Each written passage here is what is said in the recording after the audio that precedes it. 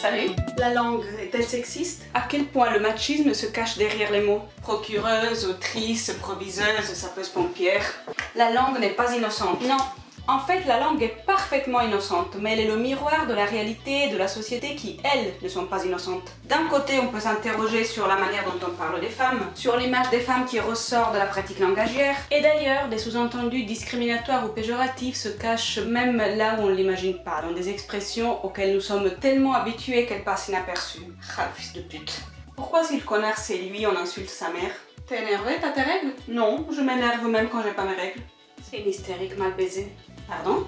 Puis, on peut s'interroger sur ce que le système de la langue propose pour faire référence aux femmes. Je ne vous apprends rien. Par exemple, si je dis qu'on a du mal parfois à se mettre d'accord sur l'emploi de certains mots au féminin pour exprimer certains métiers. Banalement, c'est le résultat du fait que dans le passé, les femmes n'exerçaient pas ces fonctions. Donc, on n'avait pas besoin de mots pour les exprimer. Aujourd'hui, les femmes conquièrent de plus en plus de territoires qui étaient uniquement masculins. Et nous nous heurtons à des règles et à des constructions de la langue qui se sont imposées ou qui ont été imposées à des époques, justement, où les hommes et les femmes occupaient des espaces différents dans la société et qui, par conséquent, véhiculent inévitablement une discrimination sexiste. Mais le machisme n'est pas intrinsèque à la langue, il est dans la société. Et la langue en est tout simplement le reflet.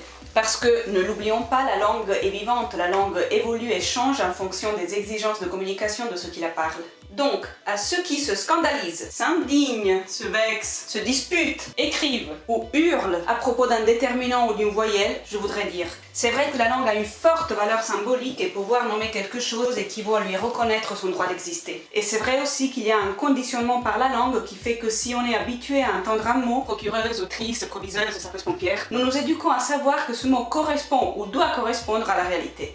Mais je dis aussi attention à ne pas confondre les causes et les effets. Le vrai problème finalement, c'est la société, pas la langue. La langue possède tous les mécanismes internes pour se transformer en fonction de la réalité qu'elle doit représenter. Et notamment, il y a des règles très claires pour la formation des féminins. Le problème est la résistance qui est faite pour que la langue reste un des instruments de la domination masculine. On a déjà fait le plus gros du chemin, mais beaucoup reste encore à parcourir pour avoir une vraie égalité et pour en finir avec le machisme. Ne nous bagarrons pas pour une voyelle, pour forcer un changement linguistique qui se fera tout seul. Pensons d'abord aux lois, aux services et aux institutions. Pensons aux pratiques au sein de la famille, dans la société et dans le monde du travail. Pensons aux mentalités, à l'éducation. Et pensons à la communication et aux mots, bien sûr, mais au sens large, à leur usage plus qu'à leur forme. Et pour conclure, une pensée émue pour ces hommes, ils sont pas nombreux mais quand même, qui sont des sages-femmes.